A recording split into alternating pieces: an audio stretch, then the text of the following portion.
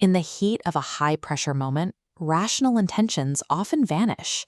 You are left hostage to explosive reactions and impulsive decisions you swore you would never repeat. This raises a central tension. Why do we fall back into these same self-sabotaging traps despite our best efforts to change? To find the answer, we have to deconstruct the exact neurological and psychological mechanics that allow emotions to hijack your behavior. This cognitive masterclass extracts the actionable insights of Chapter 3, Creatures of Habit, from Justin Bariso's transformative book, EQ Applied. We are going to map out how thoughts forge habits, how those habits dictate your emotional reality, and how you can physically alter your brain's circuitry to make these systems work for you. The goal is to move past the idea that emotional reactions are static personality traits. Instead, they are mechanical outputs of your habits that can be consciously overridden.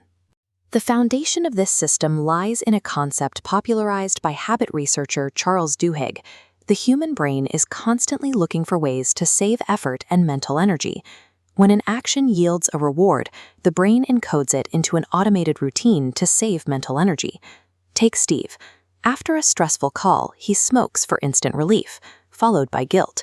Or Lisa, shopping just to chase the emotional reward of satisfying curiosity.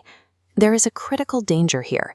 The brain's automated systems cannot distinguish between a healthy reward and a destructive one. These systems become neural response programs, highly predictable patterns of thoughts and urges that deploy the second you are triggered by a stressor. This is why a driver cutting you off triggers an emotional hijack.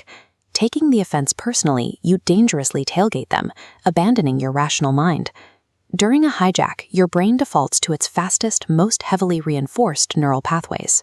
In that exact moment, you cannot simply will yourself into a different reaction. Neuroplasticity is the brain's physical ability to adapt and rewrite its programming through concentrated thought.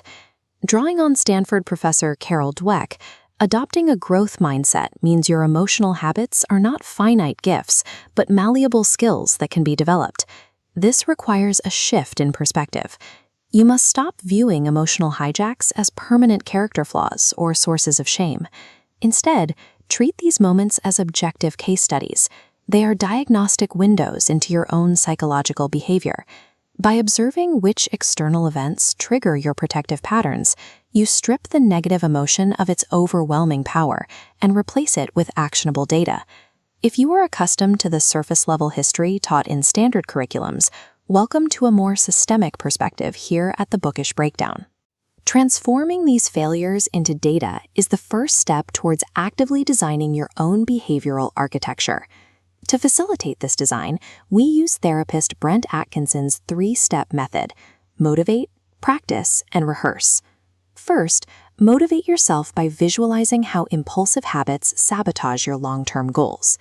Step 2 is practice, disrupting the cycle in low-stakes environments by exposing yourself to minor triggers. You might read an infuriating opinion on social media and consciously pay attention to your internal thoughts without typing a response. This creates a physiological interruption. You are stopping the limbic system from taking over your rational functions. Asking if you will care about a minor inconvenience a year from now forces your rational brain to engage. Step 3 is rehearsal, a technique used by elite athletes to prepare for high-pressure scenarios. Visualize a difficult, emotionally charged situation. Mentally practice your ideal controlled response. By repeatedly visualizing this exact reaction, you lay down new neural tracks. This ensures when the pressure mounts, your default path becomes emotional stability. This neurological data aligns with the historical perspective of Will Durant. Durant famously observed that we are what we repeatedly do. Excellence, therefore, is not an isolated act, but an enduring habit. There is a cost to inaction.